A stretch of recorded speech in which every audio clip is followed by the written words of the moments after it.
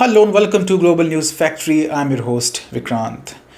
It's a tragic day for all of us. Ursula von der Leyen, the poor CEO of the EU, she was just targeted. Her plane was targeted mid-air, and it was tragic because her plane landed safely. The tragic part is that she had a brush with death. And no, it was not political backlash this time. It was her plane almost dropping out of the sky.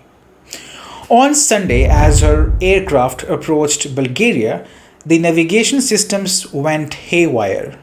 GPS was jammed, pilots had to go old school, paper maps, compasses, and nerves of steel. Somehow they landed safely, much to her bad luck, one might say. Authorities in Bulgaria are convinced it was not an accident. Their official suspicion? Well, no doubts about it. Russia. Moscow has long mastered, they say, GPS jamming. For decades, Russia has used this invisible weapon as a shield against NATO, against drones and precision bombs. Now it looks like they have given Ursula a little live demo. Irony could not have staged this better. This was supposed to be Ursula's grand victory lap, her tour across the eastern flank of Europe. Latvia, Finland, Estonia, Poland, Bulgaria, the entire trip was staged to scream one message: the EU stands strong behind Ukraine. Instead, the only message that came through is this: your war drums cannot drown out Russian tech. And here is the kicker: this was not some random accident. Russia has been ramping up electronic warfare across its western borders as a protection mechanism. In July, Estonia detected jammers near Narva and along the Naru Gulf.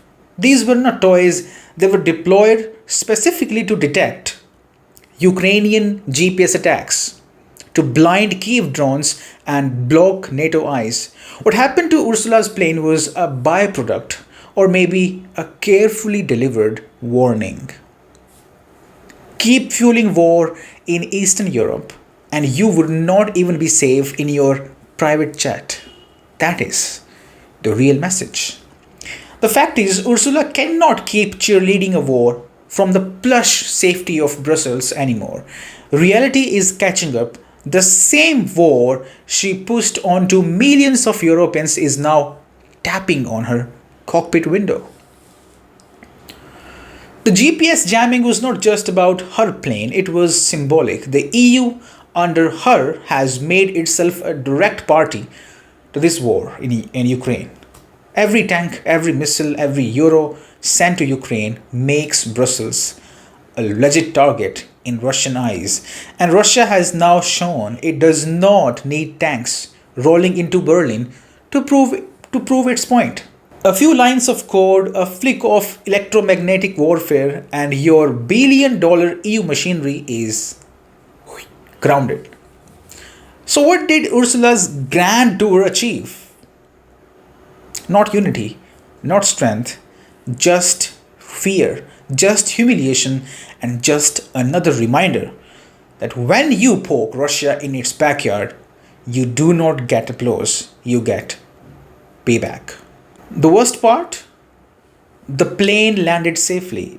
No, that's the best part, which means Ursula still gets to give more speeches, send more weapons, and drag more countries into war. So basically, EU's self-destruction mode is still very much on. But somewhere in Moscow, someone is likely smirking. Next time, Madam President, maybe your paper map won't be enough.